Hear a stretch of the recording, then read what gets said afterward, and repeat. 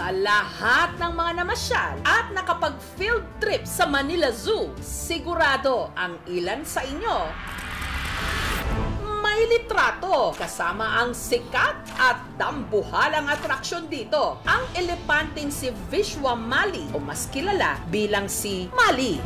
Siya yung childhood elephant ko sa Manila Zoo nung I was like 5 years old. Nagparami sa akin, Samar. Pagdating ko rito, nakita si Mali na 2013 sa bungad siya ng zoo. Ngunit nitong Martes, dumagundong ang isang masamang balita.